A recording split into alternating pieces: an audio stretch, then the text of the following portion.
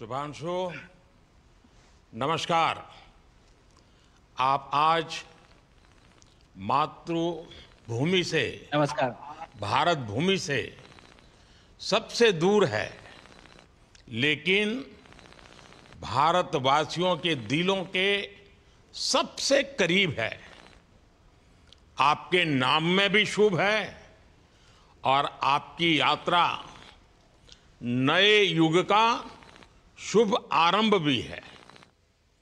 इस समय बात हम दोनों कर रहे हैं, लेकिन मेरे साथ 140 करोड़ भारतवासियों की भावनाएं भी हैं। मेरी आवाज में सभी भारतीयों का उत्साह और उमंग शामिल है। अंतरिक्ष में भारत का परचम लहराने के लिए मैं आपको हार्दिक बधाई और शुभकामनाएं देता हूं। मैं ज्यादा समय नहीं ले रहा हूं, तो सबसे पहले तो ये बताइए, वहां सब कुशल मंगल है? आपकी तबीयत ठीक है? जी प्रधानमंत्री जी, बहुत बहुत धन्यवाद आपकी विशेष का और 140 करोड़ मेरे देशवासियों की विशेष का। मैं यहाँ बिल्कुल ठीक हूँ, सुरक्षित हूँ। आप सबके आशीर्वाद और प्यार की वजह से बहुत अच्छा लग रहा है। बहुत नया एक्सपीरियंस है ये, और कहीं ना कहीं बहुत सारी चीज़ें ऐसी हो रही हैं जो दर्शाती हैं कि मैं और मेरे जैसे बहुत सारे लोग हमारे देश में और हमारा भारत किस दिशा में जा रहा है।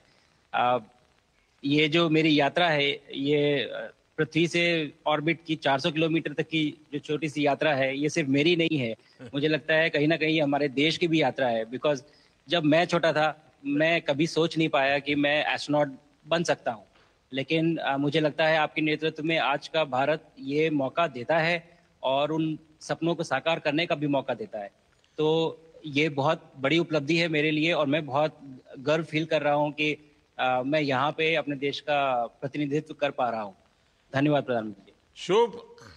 आप दूर अंतरिक्ष में है, जहां ग्रेविटी ना के बराबर है, पर हर भारतीय देख रहा है कि आप कितने डाउन टू अर्थ है। आप जो गाजर का हलवा ले गए हैं, क्या उससे अपने साथियों को खिलाया? जी प्रधानमंत्री जी, ये कुछ चीज़ें मैं अपने देश की खाने की लेके आया था, जैसे गाजर का हलवा, मूंग दाल का हलवा और आमरस। और मैं चाहता था कि ये बाकी भी जो मेरे साथी हैं, बाकी देशों से जो आए हैं, वो भी इसका स्वाद लें और चखें, जो भारत का जो रिच culinary हमारा जो हेरिटेज है, उसका एक्सपीरियंस लें। तो हम सभी ने बैठ के इसका स्वाद लिया साथ में, और सबको बहुत पसंद आया। कुछ लोग हैं कि कब वो नीचे आएंगे और हमारे देश आए और इनका स्वाद ले सके हमारे साथ। शुभ। परिक्रमा करना भारत की सदियों पुरानी परंपरा है। आपको तो पृथ्वी माता की परिक्रमा का सौभाग्य मिला है। अभी आप पृथ्वी के किस भाग के ऊपर से गुजर रहे होंगे? जी प्रधानमंत्री जी, इस समय तो मेरे पास ये इंफॉर्मेशन उपलब्ध नहीं है, लेकिन थोड़ी देर पहले मैं खिड़की से, विंडो से बाहर देख रहा था, तो हम लोग हवाई के ऊपर से गुजर रहे थे। अच्छा। और हम दिन में 16 बार परिक्रमा करते हैं, 16 सूर्योदय और 16 संन्यास, सनराइज और सनसेट हम देखते हैं ऑर्बिट से।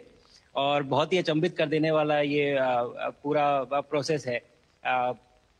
इस परिक्रमा में, इस तेज गति में, जिस हम इस समय करीब 28,000 किलोमीटर प्रति घंटे की रफ्तार से चल रहे हैं आपसे बात करते वक्त, और ये गति पता नहीं चलती क्योंकि हम तो अंदर हैं, लेकिन कहीं ना कहीं ये गति जरूर दिखाती है कि हमारा देश कितनी गति से आगे बढ़ रहा है इस समय, कि हम यहाँ पहुंचे हैं और अब यहाँ से और आगे जाना है। अच्छा शुभ, अंतरिक्ष की विशालता देखकर सबसे पहला विचार क्या आया आपको? प्रधानमंत्री जी, सच में बोलो तो जब पहली बार हम लोग ऑर्बिट में पहुंचे, अंतरिक्ष में पहुंचे, तो पहला जो व्यू था वो पृथ्वी का था। और पृथ्वी को बाहर से देख के जो पहला जो पहला ख्याल और पहला जो थॉट मन में आया वो ये था कि पृथ्वी बिल्कुल एक दिखती है। मतलब बाहर से कोई सीमा रेखा नहीं दिखाई देती, कोई बॉर्डर नहीं दिखाई देता। और दूसरी चीज जो बहुत नोटिसेबल थी, जब पहली बार भारत को देखा तो हम मैप पे पढ़ते हैं भारत को, हम देखते हैं बाकी देशों का आकार कितना बड़ा है, हमारा आकार कैसा है, वो मैप पे देखते हैं। लेकिन वो सही नहीं होता, क्योंकि वो एक हम 3D ऑब्जेक्ट को 2D यानी पेपर पे हम उतारते हैं। भारत सच में बहुत भव्य दिखता है, बहुत बड़ा दिखता है, जितना हम मैप पे देखते हैं उससे कहीं ज्यादा बड़ा। और अ, जो वननेस की फीलिंग है, पृथ्वी की वननेस की फीलिंग है, जो हमारा भी मोटो है कि अनेकता में एकता, वो बिल्कुल उसका महत्व ऐसा समझ में आता है बाहर से देखने में कि आ, लगता है कि कोई बॉर्डर एग्जिस्ट ही नहीं करता, कोई राज्य नहीं एग्जिस्ट करता, कंट्रीज नहीं एग्जिस्ट करती। फाइनली हम सब ह्यूमैनिटी का पार्ट है, और अर्थ हमारा एक घर है, और हम सब के सब उसके सिटीजन्स हैं। शुभांशु, स्पेस स्टेशन पर जाने वाले आप पहले भारतीय हैं। आपने जबरदस्त मेहनत की है, लंबी ट्रेनिंग करके गए हैं। अब आप रियल सिचुएशन में हैं, सच में अंतरिक्ष में हैं।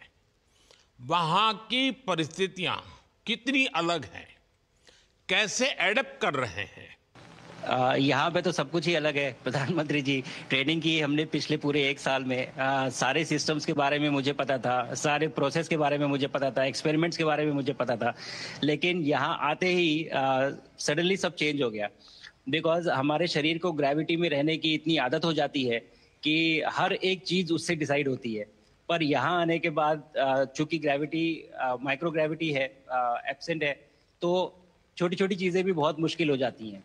अभी आपसे बात करते वक्त मैंने अपने पैरों को बांध रखा है, नहीं तो मैं ऊपर चला जाऊंगा। और माइक पे भी जैसे छोटी चीजें हैं, अगर इसको छोड़ के दूं तो भी ये ऐसे फ्लोट करता रहता है। पानी पीना, पैदल चलना, सोना। सोना बहुत बड़ा चैलेंज है। आप छत पे सो सकते हैं, आप दीवारों पे सो सकते हैं, आप जमीन पे सो सकते हैं। तो पता सब कुछ होता है प्रधानमंत्री जी, ट्रेनिंग अच्छी है, लेकिन वातावरण चेंज होता है तो थोड़ा सा यूज टू होने में 1-2 दिन लगते हैं, बट फिर ठीक हो शुभ जाता है, भारत की नॉर्मल हो जाता है। ताकत साइंस और स्पिरिचुअलिटी दोनों है। आप अंतरिक्ष यात्रा पर हैं, लेकिन भारत की यात्रा भी चल रही होगी। भीतर में भारत दौड़ता होगा। क्या उस माहौल में मेडिटेशन और माइंडफुलनेस का लाभ भी मिलता है क्या? अ, जी प्रधानमंत्री जी, मैं बिल्कुल सहमत हूँ। मैं कहीं ना कहीं ये मानता हूँ कि भारत ऑलरेडी दौड़ रहा है, और ये मिशन तो केवल एक पहली सीढ़ी है उस एक बड़ी दौड़ का। और हम जरूर आगे पहुंच रहे हैं, और अंतरिक्ष में हमारे खुद के स्टेशन भी होंगे और बहुत सारे लोग पहुंचेंगे। और माइंडफुलनेस का भी बहुत फर्क पड़ता है। बहुत सारी सिचुएशंस ऐसी होती हैं नॉर्मल ट्रेनिंग के दौरान भी, या फिर लॉन्च के दौरान भी, जो बहुत स्ट्रेसफुल होती हैं। और माइंडफुलनेस से आप अपने आप को उन सिचुएशंस में शांत रख पाते हैं, और काम अपने आप को काम रखते हैं, अपने आप को शांत रखते हैं, तो आप अच्छे डिसीजन ले पाते हैं। कहते हैं कि दौड़ते हुए भोजन कोई भी नहीं कर सकता, तो जितना आप शांत रहेंगे उतना ही अच्छे से आप डिसीजन ले पाएंगे। तो आई थिंक माइंडफुलनेस का बहुत इंपॉर्टेंट रोल होता है इन चीज़ों में।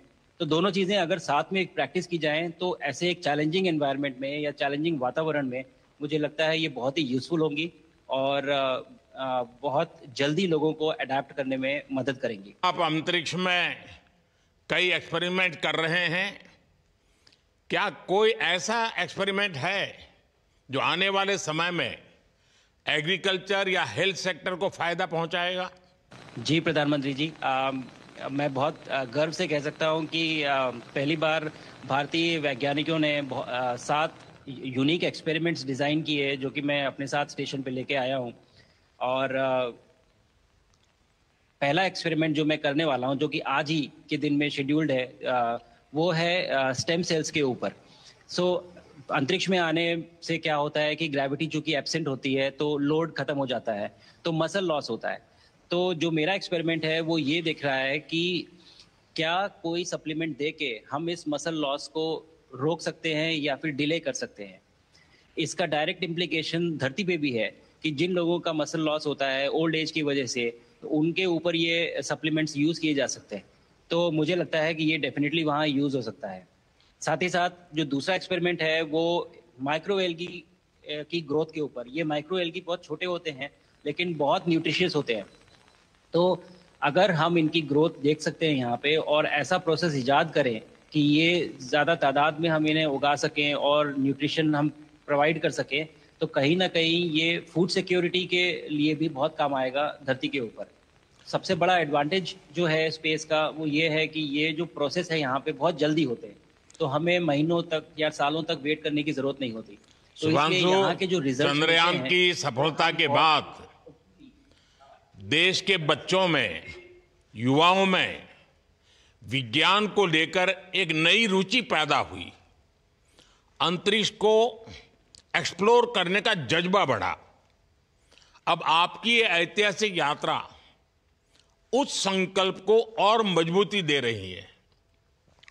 आज बच्चे सिर्फ आसमान नहीं देखते, वे यह सोचते हैं मैं भी वहां पहुंच सकता हूं।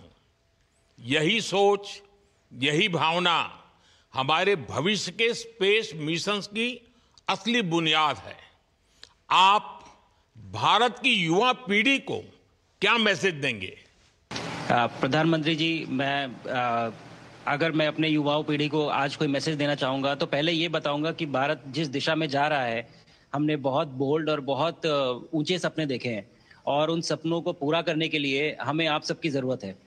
तो उस ज़रूरत को पूरा करने के लिए मैं ये कहूँगा कि सक्सेस का कोई एक रास्ता नहीं होता कि आप कभी कोई एक रास्ता लेता है, कोई दूसरा रास्ता लेता है, लेकिन एक चीज़ जो हर रास्ते में कॉमन होती है वो ये होती है कि आप कभी कोशिश मत छोड़िए, नेवर स्टॉप ट्राइंग।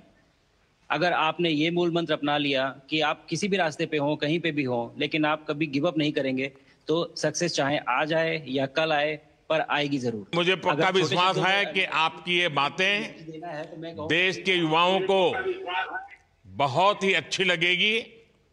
और आप तो मुझे भली भांति जानते हैं, जब भी किसी से बात होती है तो मैं होमवर्क जरूर देता हूं। हमें मिशन गगनयान को आगे बढ़ाना है, हमें अपना खुद का स्पेस स्टेशन बनाना है और चंद्रमा पर भारतीय एस्ट्रोनॉट की लैंडिंग भी करानी है। इन सारे मिशंस में आपके अनुभव बहुत काम आने वाले हैं। मुझे विश्वास है आप वहां अपने अनुभवों को जरूर रिकॉर्ड कर रहे होंगे। जी प्रधानमंत्री जी, बिल्कुल।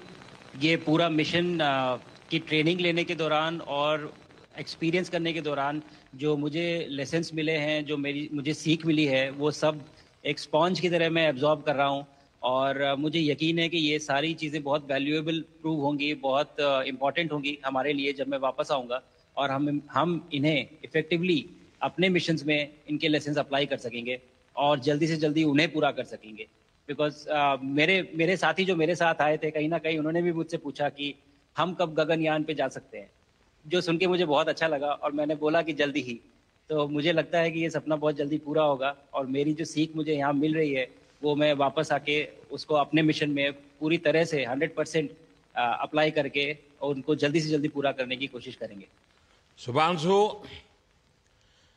मुझे पक्का विश्वास है कि आपका ये संदेश एक प्रेरणा देगा। और जब हम आपके जाने से पहले मिले थे, आपका परिवारजन के भी दर्शन करने का अवसर मिला था और मैं देख रहा हूं कि आपके परिवारजन भी सभी उतने ही भावुक है, उत्साह से भरे हुए हैं।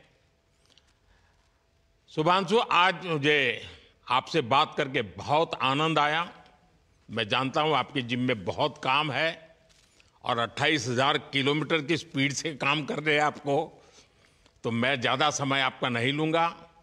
आज मैं विश्वास से कह सकता हूं कि ये भारत के गगनयान मिशन की सफलता का पहला अध्याय है। आपकी यह ऐतिहासिक यात्रा सिर्फ अंतरिक्ष तक सीमित नहीं है, यह हमारी विकसित भारत की यात्रा को तेज गति और नई मजबूती देगी। भारत दुनिया के लिए स्पेस की नई संभावनाओं के द्वार खोलने जा रहा है। अब भारत सिर्फ उड़ान नहीं भरेगा, भविष्य में नई उड़ानों के लिए मंच तैयार करेगा। मैं चाहता हूं, कुछ और भी सुनने की इच्छा है आपके मन में, क्योंकि मैं सवाल नहीं पूछना चाहता, आपके मन में जो भाव है अगर वो आप प्रकट करेंगे, देशवासी सुनेंगे, देश की युवा पीढ़ी सुनेगी। तो मैं भी खुद बहुत आतुर हूं कुछ और बातें आपसे सुनने के लिए। धन्यवाद प्रधानमंत्री जी। आप यहाँ ये पूरी जर्नी जो है ये अंतरिक्ष तक आने की और यहाँ ट्रेनिंग की और यहाँ तक पहुँचने की, इसमें बहुत कुछ सीखा है प्रधानमंत्री जी मैंने। लेकिन यहाँ पहुँचने के बाद मुझे पर्सनल एकम्प्लिशमेंट तो एक है ही, लेकिन कहीं ना कहीं मुझे ये लगता है कि ये हमारे देश के लिए एक बहुत बड़ा कलेक्टिव अचीवमेंट है। और मैं हर एक बच्चे को जो ये देख रहा है, हर एक युवा को जो ये देख रहा है, एक मैसेज देना चाहता हूँ, और वो ये है कि अगर आप कोशिश करते हैं और आप अपना भविष्य बनाते हैं अच्छे से, तो आपका भविष्य अच्छा बनेगा और हमारे देश का भविष्य अच्छा बनेगा। और केवल एक बात अपने मन में रखिए, that sky is never the limit, ना आपके लिए, ना मेरे लिए और ना भारत के लिए। और ये बात हमेशा अगर आपने मन में रखी तो आप आगे बढ़ेंगे, आप अपना भविष्य उजागर करेंगे और आप हमारे देश का भविष्य उजागर करेंगे। और बस मेरा यही मैसेज है प्रधानमंत्री जी। और मैं बहुत बहुत ही भावुक और बहुत ही खुश हूं कि मुझे मौका मिला आज आपसे बात करने का और आपके थ्रू 140 करोड़ देशवासियों से बात करने का। जो ये देख पा रहे हैं, ये जो तिरंगा आप मेरे पीछे देख रहे हैं, ये यहाँ नहीं था। आज कल के पहले जब मैं यहाँ पे आया हूँ तब हमने ये यहाँ पे पहली बार लगाया है। तो ये बहुत भावुक करता है मुझे और बहुत अच्छा लगता है देख के कि भारत आज इंटरनेशनल स्पेस स्टेशन पहुंच चुका है। शुभांशु, मैं आपको और आपके सभी साथियों को आपके मिशन की सफलता के लिए बहुत बहुत शुभकामनाएं देता हूं। शुभांशु, हम सबको आपकी वापसी का इंतजार है। अपना ध्यान रखिए, मां भारती का सम्मान बढ़ाते रहिए।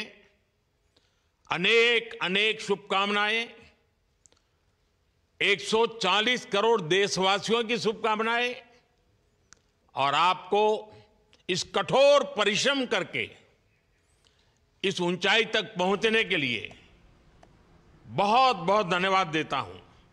भारत माता की जय। धन्यवाद प्रधानमंत्री जी, धन्यवाद। और सारे 140 करोड़ देशवासियों को धन्यवाद। और स्पेस से सबके लिए भारत माता की जय। দুর্দান্ত, ঐতিহাসিক ঐতিহাসিক দর্শক। আমি খানিকটা শুনেছিলাম অন্য জায়গাতে, এখন পুরোটা শুনলাম আপনাদেরকে শোনাতে শোনাতে। আমার মনে হয় এটা প্রত্যেকের শোনা উচিত। যারা ভারতীয় আছি আমরা প্রত্যেকের শোনা উচিত এবং অন্যদেরকে শোনানো উচিত। এবং বিশেষ করে আমি এটা আরো দেখাতে এলাম, স্টুডেন্ট যারা আমাদের ঘরের সব যারা ছেলে মেয়ে যারা আছে তাদের প্রত্যেকে এটা দেখানো উচিত। আমি দর্শক খুব কম ক্ষেত্রে বলি যে ভিডিওকে শেয়ার করুন, কিন্তু আমি এটা জোর দিয়ে বলবো এই ভিডিওকে শেয়ার করুন, বাচ্চাদেরকে দেখান। বাচ্চাদেরকে এমনিতে মোবাইল দেখান না, মানে দেখানো উচিত না। আমিও সেটা মানে একটু কন্ট্রোল করি, কিন্তু আমি ঠিক করেছি এখন ওরা পড়াশোনা করছে, আজকে মানে শোবার সময়ে এই পুরো ভিডিওটা ডিসপ্লে করে দেখাবো। প্রত্যেকের দেখা উচিত, ছাত্রছাত্রীদের বিশেষ করে, কারণ এটা স্বপ্ন তৈরি করে, স্বপ্ন তৈরি করে। আর আমরা যারা বড় আছি আমাদেরও কৌতূহল আছে যে মহাকাশে কি করে থাকেন, কি খাওয়া দাওয়া, কিভাবে খাওয়া দাওয়া, ওখানে তো মানে মাধ্যাকর্ষণ শক্তি শূন্য, মানে মানে ভেসে বেড়াতে হয়। তো আমাদের কৌতূহল ছিল, তো তার এটা মানে আমরা দেখতে পেলাম ওখানে প্রায় শূন্য না মাধ্যাকর্ষণ শক্তি।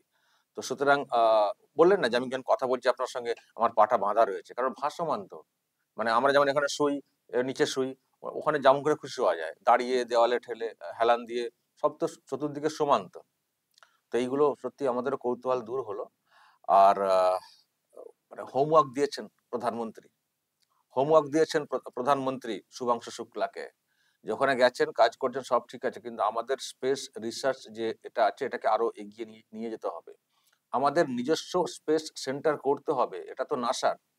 আমাদের ইসরো, আমাদের যেটা ভারতের যে মানে স্পেস রিসার্চ যে সেন্টার রয়েছে, যে মানে বিভাগ রয়েছে, আমাদের নিজস্ব একটা মানে স্পেস সেন্টার করতে হবে, সেই কাজ করতে হবে, সেই কাজকে মানে সেই কাজটা করার জন্য এগিয়ে নিয়ে যেতে হবে। সেই হোমওয়ার্ক দিয়েছেন। খুব খুশি শুভাংশু শুক্লা, এবং আমরা তো মানে গর্বিত, এত বড় ভারত, এত মানুষজন, আমরা সবাই গর্বিত।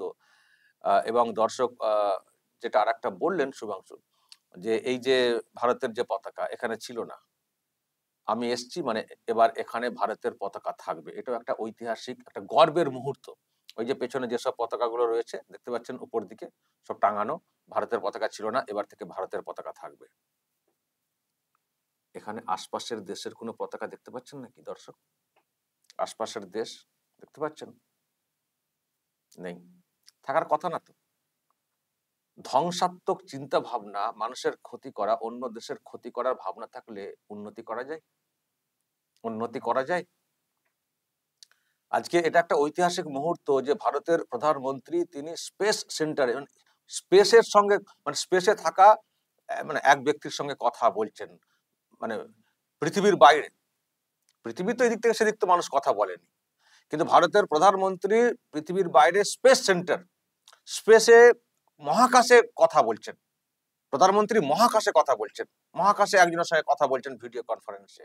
এ তো ঐতিহাসিক মুহূর্ত, এ তো ঐতিহাসিক মুহূর্ত, এটা গর্বের দিন। আমি সেজন্যই তো বলছি এটা আমাদের কাছে গর্বের, প্রত্যেকের শোনা উচিত এবং অন্যদেরকে শোনানো উচিত, এবং বাচ্চাদেরকে, স্টুডেন্ট যারা বিশেষ করে প্রত্যেকের ঘরে এটাকে বলবেন একবার হলেও দেখতে। হিন্দিতে বলা আছে, সহজে তারা বুঝতে পারবে, একবার হলেও যেন তারা দেখে। দায়িত্ব নিয়ে দেখাবেন, দায়িত্ব নিয়ে দেখাবেন। আমি তো আমার ছেলে মেয়েদেরকে দায়িত্ব নিয়ে আজকে দেখাবো। 18 মিনিট তো বেশি তো না, দেখানো যায়। তো দর্শক, এই হচ্ছে ব্যাপার। খুবই ভালো লাগলো, ওখানে ভালো আছেন, ফেরার অপেক্ষাতে আমরা রয়েছি। ফিরলে আরো হয়তো অনেক কিছু জানাতে পারবেন আমাদের উদ্দেশ্যে, তার অপেক্ষাতে। কিন্তু শেষে প্রশ্ন, ভারতের প্রধানমন্ত্রী তো মহাকাশে কথা বলে ফেললেন, আশপাশের যারা আছেন প্রধানমন্ত্রীরা প্রতিবেশী দেশের, তারা কোথায় কথা বলছেন? তারা ঐতিহাসিক কথা কোথায় বলছেন? হয়তো সেই সব জায়গাতেই কথা বলছেন যেখানে বললে ভারতের ক্ষতি করা যায়। এটাই তো হচ্ছে উদ্দেশ্য। উন্নতির চিন্তা ভাবনা তো নেই, শুধু ভারতের কি করে ক্ষতি করা যায়, আঘাত করা যায়, ভারতে আঘাত করলে, কষ্ট পেলে তাদের আনন্দ, পৈশাচিক আনন্দ, এটাই তো করে আসছে, এটাই করছে, আর দিন দিন পিছিয়ে যাচ্ছে। ভারত পাকিস্তান একসঙ্গে তৈরি হয়েছিল, তো ভেঙে আজকে দুই দেশের অবস্থান কোথায়? পাকিস্তান ভেঙে বাংলাদেশ তৈরি হলো, ভারত সাহায্য করেছিল। তার এখন বর্তমান অবস্থা কোন জায়গায়, কোন দিকে যাচ্ছে? ওই জন্য আমরা বলি একটা কথা, হিংসা করো না, চেষ্টা করো, তোমারও হবে। ভারতকে আঘাত করার চেষ্টা, ভারত ডিফেন্স যেটা করার সেটা করে, সেই সঙ্গে উন্নয়নমূলক কর্মসূচিতে একেবারে এগিয়ে যায়। ভারত কিন্তু অশান্তি চায় না, ভারত কিন্তু যুদ্ধও চায় না।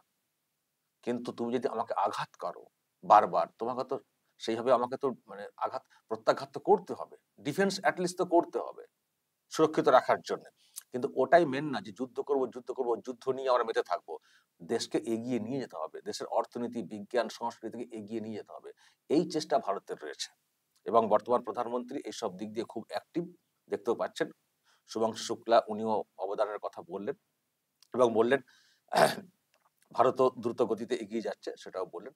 তো এই হচ্ছে ব্যাপার, অন্যের ক্ষতি না করে চেষ্টা করুন, উন্নতিমূলক ভাবনাতে আসুন, ধ্বংসাত্মক ভাবনা ছেড়ে, তাহলে আপনাদের উন্নতি হবে, আপনারা এগোবেন, গোটা পৃথিবী এগোবে।